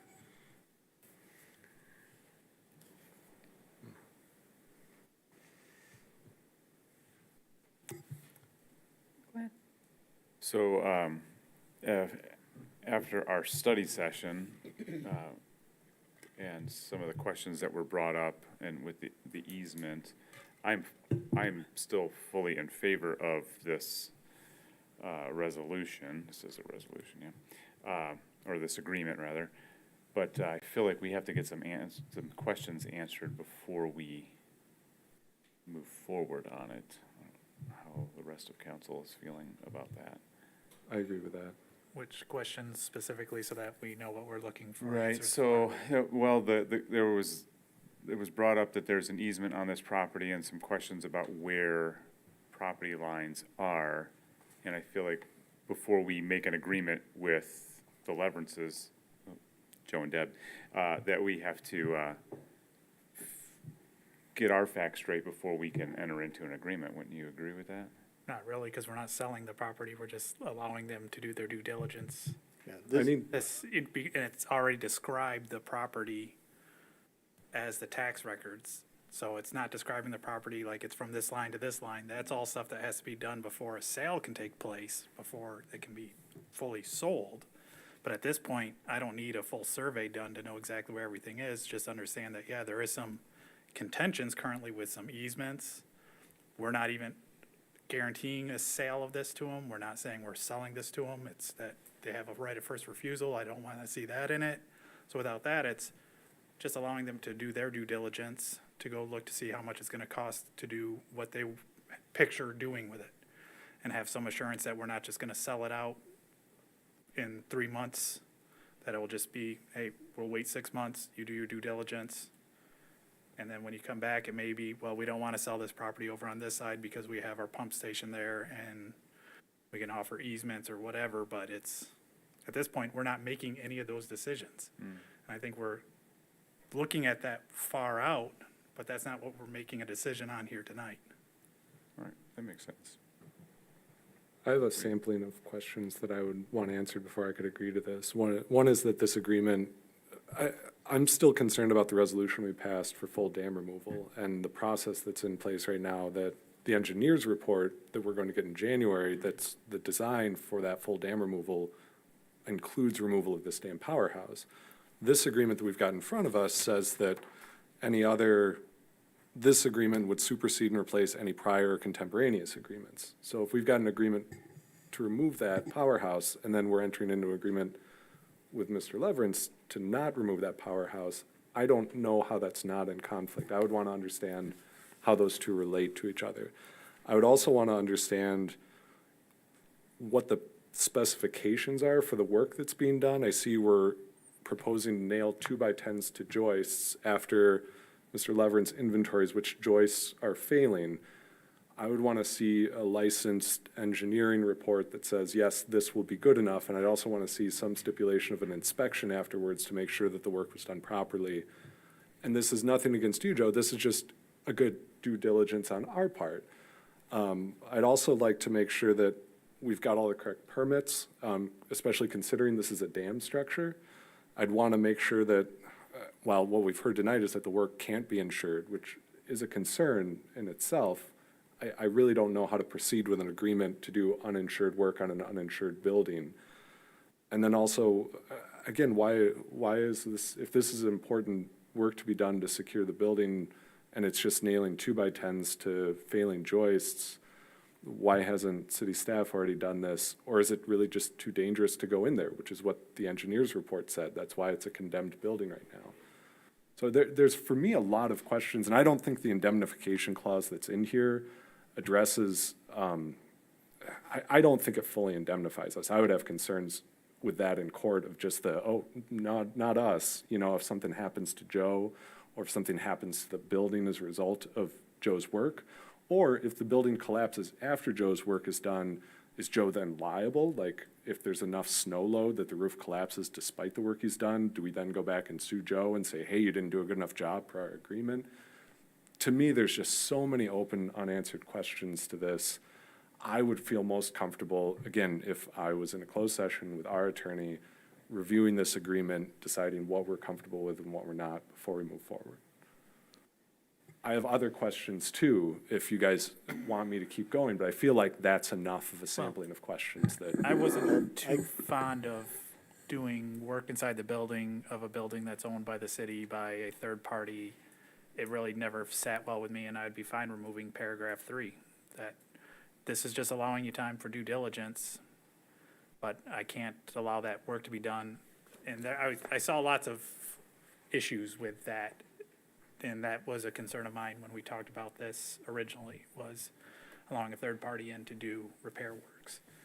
And who's liable, who's responsible if something goes wrong, all of those type of things. So paragraph 3, I've never been greatly fond of. Well, I could probably answer a couple of your questions. number one, this isn't a major structural repair, so it most likely wouldn't come under the need for a permit. If I was completely removing more than 50% of the roof structure, then I would have to pull a permit to and engineering and all that.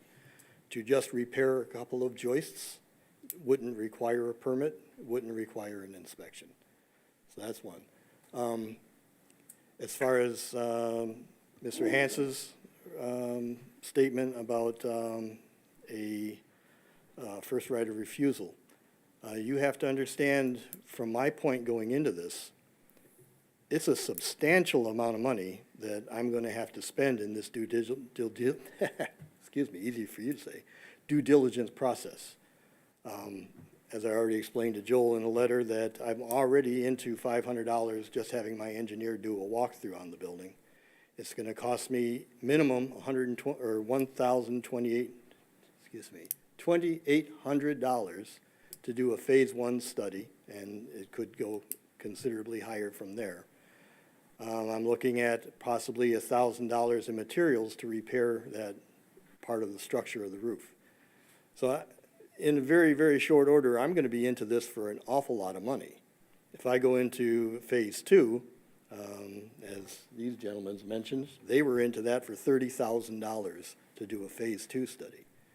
So for me to go through all this due diligence, all this time and all this money, and not have a commitment from the city to say, oh yeah, at the end of all this, if you still want to purchase it, you will have the first right of refusal before we offer it to anybody else. Without that, I would be insane, okay? It would be crazy of me to put in all that time and all that money, and then you guys go, yeah, well, maybe we'll see if somebody else wants it. We can't do that. I can't do that. So I don't know how we can work that out, that we have a vote of confidence here or a good faith agreement that at the end of all this work that I'm about to do or committing to, that there's going to be a result at the end of it. I mean, you guys might find that on your end, it might not be feasible to sell the property, hopefully before I spend a lot of money. I might find that it's too much money for me to spend and I might back out of the deal. But the hope is that at the end of this, it works out good for you, it works out good for me, and I get the property. But to leave that up in the air, that doesn't seem fair to me. So on that, I think we'd have to review with city council how our city charter 13.9 on the sale of real property and putting in rights of first refusal, how if that possibly brings up that part of the charter 13.9. Because then we'd need a 5/7 vote, we'd have to do a notice and hearings and everything that comes under 13.9. So I'd want to have an advisement from him on that.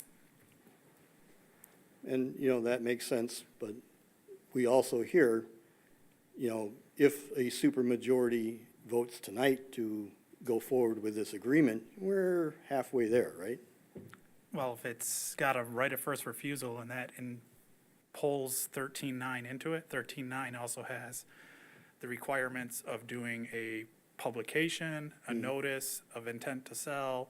There's a lot that comes into 13.9, not just a supermajority. But you have to do this anyway, don't you? You're still At selling. the end of selling it, yes, but I'm just saying, if we have a right of first refusal, I want to know from our city attorney, does that pull it into being under a sale of real property, or is it just shy of that it doesn't go to that point? And I just want to know where we would stand on that as far as the law, so. I would think that would come in once we do a purchase agreement. So do I. but If yes. at the end of all this, we decide to move forward and do an actual purchase agreement or development agreement, then. So Peter, if I hear you correctly, the question you're looking is a legal opinion from our city attorney that says, is an agreement of first rights of refusal equal, similar, something to a sale Of real property, which of real our property, which charter- would trigger 13-9 of our city charter? Yes, I just want to make sure I had your question down correctly. and we could table this until the next meeting, and after our attorney has a chance to review it, is what I would propose. Because I can't agree, if you want to write a first refusal and we're not going to put it in here, it's like, where are we at on it? We might as well wait till the next meeting to actually address that when our city attorney has time to come back to us with an opinion. Okay, so I'm going to open up the floor for public comment at this time. Okay? So if anybody would have any public comment, thank you, Joe. Thank you.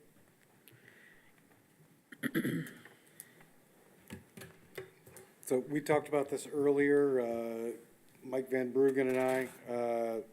We provided some relevant materials earlier, not relating to the powerhouse, but to the property adjacent to it. We don't have any dog in the fight for Joe and Deb having the powerhouse. We think it'd be lovely for it to be redeveloped. We think it'd be a real value to the city. Our issue is with the parking lot. And we feel that right now our only problem with this is that in August of 2021, specifically the boardwalk easement that was put in place on the east side of the mill pond was put in place specifically to work on that structure, the one to the west of the mill pond. That's Liber 4679, page 152. So you have two subject properties on that, that graphic, the yellow and the blue. The blue is not actually part of this discussion. And if it's not, then we have no objection to anything that's going on.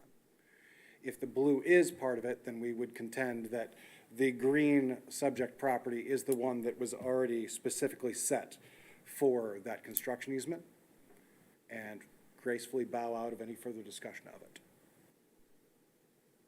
Green property does have the construction agreement, that's the property that we just recently purchased.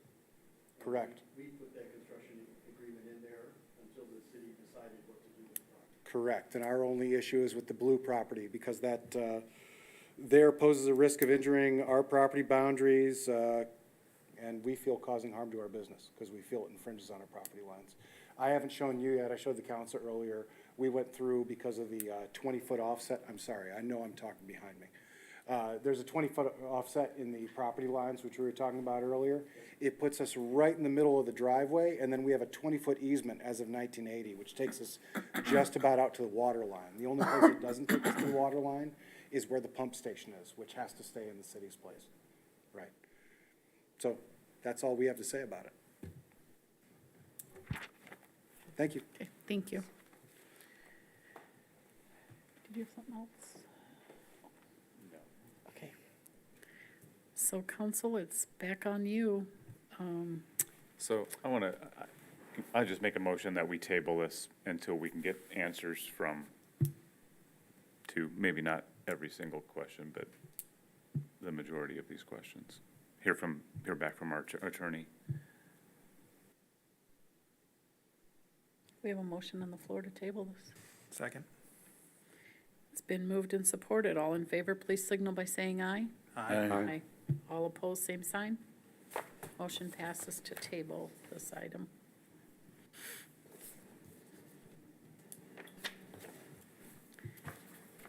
Next on the agenda is 11F4, request to approve the proposed rate increase for election inspector and chairpersons. Joel, please. Sure, yeah, very quickly. The city of Allegan currently pays our election inspectors and chairpersons $10 an hour. We would like to increase their pay from an election inspector will be now making $14 an hour, and then a chairperson would be making $16 an hour. And then we'd have a flat fee for $40 per training. I've had one council member ask me about a conflict of interest because they work an election. In addition to that, several of you have spouses that work elections. I'm going to make an administrative advisory comment here. We recognize your conflict of interests. These are not permanent jobs. You may work one election and then you may not work the next election. We need a majority of council to establish the wages. So as long as we recognize around the table those conflicts, then I believe we've done our due diligence, we've been transparent, and things are, moving forth the right way. We will still be one of the least paid election workers when we looked at our comparables. The one thing I would note out is the city of Otsego, they close City Hall, and then the City Hall workers work as election inspectors Thursdays, but they get paid their city rate down there. Any questions about this? And we decided we were not gonna, at this point, we're not going to, I would recommend we never close City Hall on an election day, because I'd love to have people come in and pay their water bill the same day they vote. It's a good service to offer people. any questions, council? Okay, can I get a motion, please? Having no skin in the game, I will make a motion to, to approve this. I got skin in the game, I can't support it. I'll support it. It's I been, have skin in the game, my wife will too. it's been moved and supported. All in favor, please signal by saying aye. Aye. All opposed, same sign. Motion passes. And each of your spouses or yourself did an excellent job at the previous election. Michaela was here, our city clerk, she would let you know. She really enjoyed working with everyone. Just remember, once you're trained, you can go to other places with higher pay. Yeah, right. That is correct. And different counties too. So once you're trained, you're certified, you can go. Thanks, Peter, I'm jumping ship. Okay, next on the agenda is communications from city manager, council, and mayor. Parker, Joel, You go first. So we're 2 festive Fridays in. The parade night and art hop have both gone off without a hitch. We've got one left. This coming Friday is what we call Home for the Holidays. Continued extended shopping hours with a focus on dining in downtown Allegan. Santa Claus will be at City Hall for visits. Likely Joel and I again will be driving the Holly Jolly Trolley through town. And free hot chocolate, of course, is available at the Region Arcade. And this year, a new addition, we will have ice carving, live ice carving happening on Locust Street. So that's a fun little addition. So it was very nice to drive through town and see the businesses lit up and Yeah. the people walking the streets, even though the weather did not cooperate. It was still very Yeah. nice. I loved seeing the shops open late at night. That Yeah. just was it's been very a nice. very good So, couple of Fridays. So we're hoping for the same this week. thank you, Parker. Very quickly, there will be 2 press releases going out in the next couple days. One is, as I informed council via email, we received a Michigan DNR Recreation Passport Grant for improvements to be done to Rossman Park. Credit really goes to Abonmarche and their team. They put in all the legwork, writing the grant. Staff spends a few moments reviewing it, trying to put our spin on it, but they do a lot of the work, and so we're very thankful for that relationship we have with Abonmarche to help us secure these funds. It's a $112,000 grant. Our half is like $36,000 and some change, and, be good to go. That'll be a project we'll be doing this summer. And then also later on in the afternoon, we shared an email with council.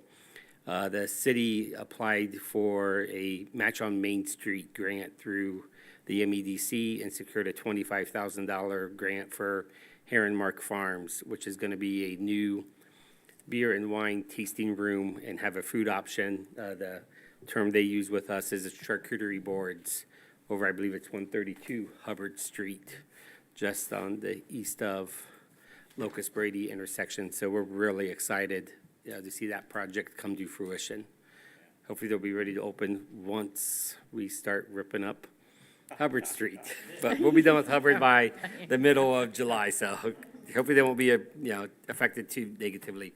And then just on a sad note, we got word this evening that a former DPW worker, Tony Caladrona, his health has taken a turn for the worse. He's been battling, cancer for a couple years now, and he's been a fighter for the past couple years, but we got word that it took a turn for the worse. So keep his family in your thoughts and prayers. I'm sure they'd appreciate it. Thank you, Joel. Bill, do you have anything? Merry Christmas to all. Hug your children. Dave? Just on this powerhouse agreement, I'll need my questions answered before I can agree to it, and I hope there's some mechanism where I can ask those questions, hear the response, ask follow-up questions. I believe the Open Meetings Act allows for discussion of real property sale in a closed session. I would support having that, and so we can have our attorney present, and I can ask questions and follow-up questions. Sure, okay, Peter. We'll- No, it's purchase of property, we can do it in closed session. Sale of property has to be done all in open session. Okay. I'd like to discuss the agreement regarding the sale of real property or the whatever we need to in an avenue where I can ask questions and ask follow-up questions. That's my need in this agreement. Delora? I just want to say what great news that Joel has shared today about the grant as well as, well, both of those grants, the MEDC grant as well as the grant for Rossman Park. And kind of chime in that, thanks again to Abonmarche. They typically are at the forefront of finding those grant opportunities for us. And then, Mike, I just wanted to speak to the HDC. And I had brought this up at the last council meeting, that we had kind of tried to tell HDC, or when they were here presenting, that we would provide them an answer of how we were going to move forward by the end of the year. And so hopefully that's something that when we discuss, which unfortunately I won't be at that December 27th meeting, but that we can get some traction on this. This has been a really long discussion, and I know they put a lot of work into that, and I want them to know that that was appreciated and that we are discussing that and we are intending to move forward in some way. Mike, do you have anything? Nothing. Okay, Peter? Roger? Kudos on the grants, and the last two Festive Fridays have been outstanding. It was, I agree, a lot of fun to just have people shopping downtown, and even with the weather, there were still quite a few people out this past Friday, so that was really nice. And something I forgot in our last meeting, I wasn't here at our first meeting in November when we voted on mayor and mayor pro tem, and I just wanted to thank my fellow council members for your votes for making me. I assume that, Bill. But thank you all. I appreciate that. I'm humbled by it. That's it. Okay, the only thing I have is a reminder of the meeting on Thursday night, the 15th, this coming Thursday. We have a special, pardon? 5:30. You got it, Bill. And yeah, same as Raj, the Festive Fridays have been really nice. And awesome job on the grants. Tony, thank you. You're welcome. And everybody have a Merry Christmas. Okay, it is 7:53. I will adjourn the meeting.